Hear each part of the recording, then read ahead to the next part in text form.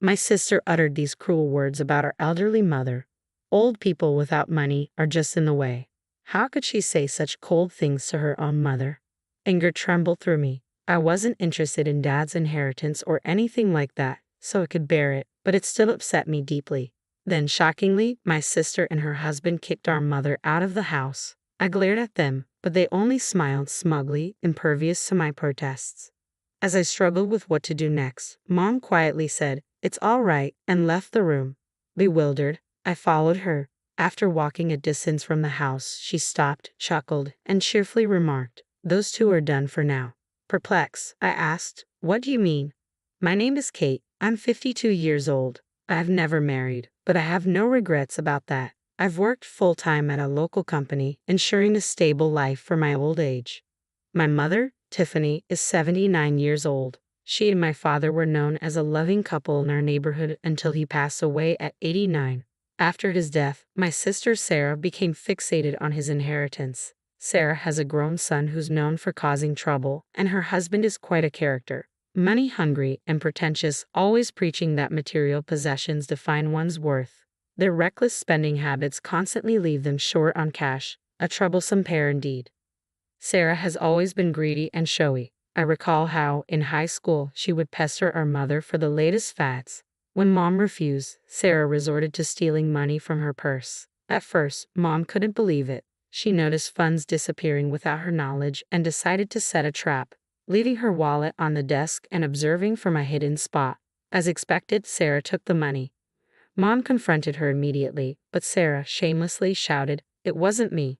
This is the first time. It's always Kate who does it." Furious, Mom scolded her but seemed relieved that Sarah hadn't stolen from someone else. My sister's husband shared the same mentality, maintaining appearances while their finances dwindled. They seemed eager to shower their son with money. It came to light that my sister and her husband repeatedly approached our parents, asking for financial support. They pressured them, saying, "We want to give our son a proper education. These days, tutoring is essential. Consider it an investment. Can't you spare $50 a month? If you don't help, don't expect us to care for you in your old age. Think of it as securing your future. Give our eldest son more now, and you won't have to worry about your later years." Our parents never intended to depend on anyone for their care, but they fretted about my future. "We're fine, but what about Kate?"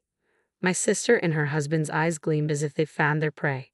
"Exactly, we can frame it as for Kate. Our eldest son will look after Kate in her old age. If you view it as an investment in our son, surely $50 or $90 isn't too much." Using the guise of care as a shield, they managed to extract a significant sum from our parents. So they continued to deplete our parents' finances. Mom and Dad lived frugally on their pensions, making their lives undoubtedly challenging.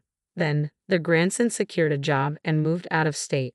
I feared he might never return, leaving our parents' financial support in vain. Discussions about tuition ceased, replaced by requests for money to cover their own living expenses. Our son has grown up and moved away, but his education drained us financially. "Can't you continue helping us? The usual $90 will suffice. Kate is unmarried and unreliable. It's always better to have a man around." "Don't worry, Dad. If anything happens, we'll be there in a heartbeat." Our parents realized they were being financially drained, but they felt powerless against my sister and her husband's persuasive arguments. They were skilled at painting their requests as investments for emergencies, even pledging to look after me. Then our father passed away. It might have been the stress. He had become a mere shadow of his former self, his health visibly deteriorating. When my sister and her husband notified us of Dad's death, her first question was, "What about the inheritance?" It was sadly characteristic of my sister to prioritize that over everything else. Inheritance. "Dad just passed away. This isn't the time for that." I tried to interject, but my sister cut me off. "I'll be there soon." "Mom's already there, isn't she?" I was horrified by my sister and her husband. Money seemed to be their sole concern. Even before the funeral ended, she began probing about the inheritance. Turning to Mom, she remarked, "Mom, you're not going to take everything in the inheritance, are you? You'll need care soon. Care requires money and strength, and you know a woman's strength alone isn't enough for that, right?" I struggled to grasp her words. Consider this. Would any mother-in-law feel comfortable revealing her vulnerabilities to a son-in-law she hardly knows? It felt like my sister was simply trying to pressure Mom, intimidate her, and lay claim to the inheritance. And what about Kate? What will become of her if she's left alone? Don't sisters need to support each other sometimes, Mom? You wouldn't want Kate to face a solitary life, would you? How could someone be so consumed by greed? I struggled to even consider her my sister anymore. I anxiously awaited Mom's response to her audacious demand for the inheritance. Mom calmly replied, "All right, I understand. I may need your husband's support in the future, so I'll waive my claim to Dad's inheritance. Is that acceptable?" But it wasn't. I attempted to intervene. "Mom, can we really trust her to honor her word?" Mom motioned for me to remain silent and then turned to me, saying, "Listen to Sarah. You should relinquish the inheritance as well." "All right," Mom insisted firmly, leaving me no choice but to agree. The process of renunciation turned out to be more complex than anticipated, taking several days to complete. Throughout, my sister persistently called, demanding updates. "How's the renunciation going? Hurry up. Is Mom finished yet? Let me know when it's done." Despite my sister's relentless pressure driven by greed, I remained committed to honoring Mom's wishes and continued with the process. Once the renunciation was finalized, we invited my sister and her husband over. Mom announced that we had both relinquished our claims. My sister and her husband exchanged triumphant glances. Gazing at our elderly mother, my sister remarked with a cold smirk, "Old people without money are just a burden." I was stunned, struggling to grasp her words. "What? What did you say?" I demanded, hoping I had misheard. My sister chuckled callously. "I said old people without money are just a burden. You're useless now, Mom. Get it? This house belongs to us now. It's mine, and there's someone here who isn't welcome to stay." How could anyone say such cruel things to their own mother? It's unbelievable, right? Mom's continued presence in our house now seemed odd to my sister. "If you want to stay, you'll need to pay rent and cover living expenses. Is that acceptable?" Of course, it wasn't acceptable. This house held deep sentimental value for Mom, and she couldn't simply leave at their command. Yet after announcing the renunciation of the inheritance, they were already trying to evict the rightful occupants. It was unforgivable, even though we had signed away everything. Mom trembled as she replied, "It's all right, I'll leave. Everything in this house belongs to you now. Do as you wish with it all. I'll take only this small bag. I won't be returning to this house. Goodbye." My sister and her husband smirked maliciously. Fuming with anger, I accompanied Mom as she left. I felt somewhat bewildered as we departed. Even as we walked away, my sister and her husband made no attempt to follow. When we had put enough distance between us and the house, Mom suddenly stopped and burst into triumphant laughter. Why was she laughing? Had she lost her mind? It wasn't surprising, considering she had been manipulated by her own daughter and had now lost her home. Then Mom uttered, "Those two are done for now," with an almost cheerful tone. Confused, I could only manage to ask, "What do you mean?" "I moved out when I started working. By the time I turned 35, I had purchased the condominium. I never thought I'd marry. Where else would Mom go? I couldn't leave her alone, so I brought her to live with me." She repeatedly said, "Thank you. I'm sorry," not out of sorrow, but from a sense of guilt towards me. I knew she must have been deeply hurt. I resolved to live happily with her from then on. Once settled in the condo, Mom began to open up. I wonder why sisters can turn out so differently. I always knew she was greedy, but to this extent.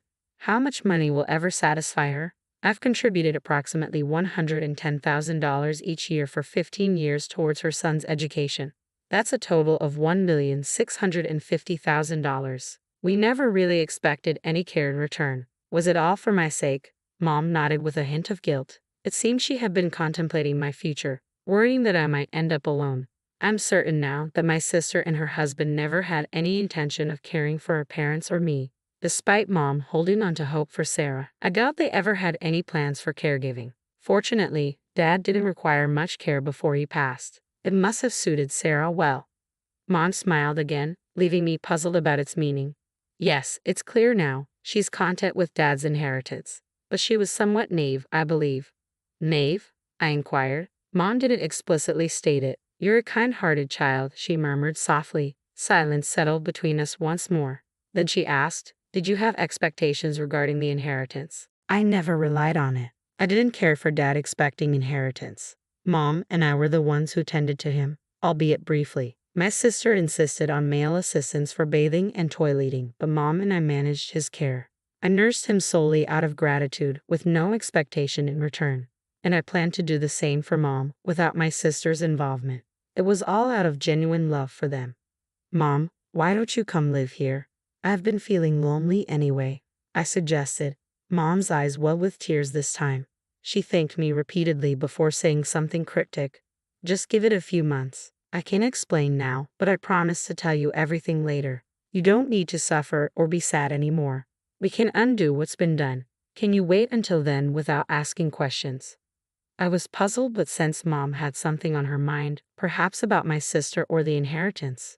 For now, I agreed silently. Mom's face lit up with a youthful smile. I wondered about her mention of a few months, but I knew better than to press if she wasn't ready to share. I made a conscious effort to put my sister out of my mind completely. We decided to try a weekday hula dance class. How does this outfit look for Tuesday? Mom asked, a mix of embarrassment and happiness evident in her expression. I wanted Mom to enjoy as many moments of joy as possible while she still could. Gradually, she began to relax more and smile more often. After a few months had passed, I had nearly forgotten about our waiting period. Mom, however, remembered clearly and seemed cheerful that morning. It's been a few months indeed, and they've changed our lives, she remarked. Is that what you meant? Then Mom revealed something startling. After a certain period, you can no longer renounce your inheritance. Renounce the inheritance. What does that mean? I was taken aback. Mom and I had already relinquished our claim to the property. Why would renunciation come up again? We've already renounced our inheritance, haven't we? This isn't about us. It's about Sarah. I was bewildered. Why would Sarah renounce the inheritance? Mom chuckled triumphantly. Because there was no inheritance, only debts. That couple inherited nothing but debt. What a twist of fate. Dad didn't own any property, just liabilities. Mom and I had renounced any claim, so we escaped the debt. Meanwhile, my sister and her husband inherited not property, but debts. I'm sorry. I wanted to tell you more, but I was afraid it would hurt you if you knew the truth. And perhaps you would have told Sarah. I wanted to shoulder the blame alone, so I kept it from you, Mom confessed. I was stunned. Mom had patiently waited for her moment, keeping this revelation to herself. She had anticipated that if I knew about my sister inheriting the debt, I might inadvertently inform her, so she kept it secret. This plan was actually Dad's idea. He gradually transferred his savings into my bank account. He deliberately incurred some debt, but it was strategic, Mom explained. He purchased several plots of land in remote areas, some needing immediate repairs, with the intention for Sarah to inherit it all. Mom revealed they had retained some savings to avoid suspicion from my sister, but ultimately, it resulted in a $200,000 debt. Did you know you can't inherit savings without also inheriting the debt? It's either accept everything or renounce it all. What foolish children, Mom remarked, almost gleeful at Dad's scheme. Witnessing Mom's determination, I understood the depth of her disdain for my sister. Mom, perhaps I would have told Sarah if I had known earlier. But now, considering her predicament, I can't help but feel a twinge of satisfaction. I suppose I felt that anger too, I admitted. My sister and her husband were left with a $200,000 debt. Some properties required immediate repairs, adding to their financial burden. The window for renouncing the inheritance had passed, leaving them no option to opt out now. Blinded by the allure of $100,000, they had ended up with a substantial debt. They might soon sell the rural properties, likely fetching far less than what they paid. Their marriage could even suffer due to the financial strain. Eventually, my sister realized the gravity of the situation and called me in panic. Help me, the debt is overwhelming, she pleaded. It's infuriating. Mom, you knew this, didn't you? You're partly to blame. Pay off my debt now. We're family. Her selfishness left me astounded. Inheriting means taking on the debt too. I didn't know that. I only wanted the property, not the debt. You take it, you can have the debt, she yelled angrily over the phone. Her demands were irrational and selfish. She insisted, you should inherit the debt as a family. Cancel the renunciation. Her words were nonsensical and unreasonable. I'm hanging up now. Maybe you should discuss this with your own family, your husband and son, though I can guess what they'll think of you. I ended the call, feeling a sense of clarity and relief for the first time in a while. I had anticipated my sister and her husband might divorce. Indeed, my sister ended up getting divorced, but it was her husband who initiated it. As I suspected, he was driven by greed and likely saw no benefit in remaining married to someone burdened with debt. However, they couldn't divorce immediately with a sudden $200,000 debt hanging over them. They needed to settle everything before proceeding with the divorce. The house they lived in was sold. My sister and her husband, who always relied on our parents' money, never saved anything. Banking on Dad's inheritance, they probably won't be able to clear the debt. What lies ahead for my sister is the daunting task of working diligently to pay it off. She insists she won't divorce, though it seems less about love for her husband and more about not wanting him to escape the debt and leave her alone. It's exactly the kind of mindset my sister would have. It's almost pitiful. Meanwhile, I continue to reside in the condo with Mom. It turns out Mom had transferred money into her own bank account and isn't facing financial struggles. She gives me around $70 each month for expenses. I've tried to decline it numerous times, but Mom insists, vowing to continue until I accept. Reluctantly, I've started accepting the $70. Despite receiving this money, I'm not spending it recklessly. You never know when Mom or I might need it, so I'm saving diligently. The hula dancing we started as a mother-daughter activity turned out to be surprisingly enjoyable. Most importantly, seeing Mom laugh and relish herself makes me realize that life isn't so bad after all.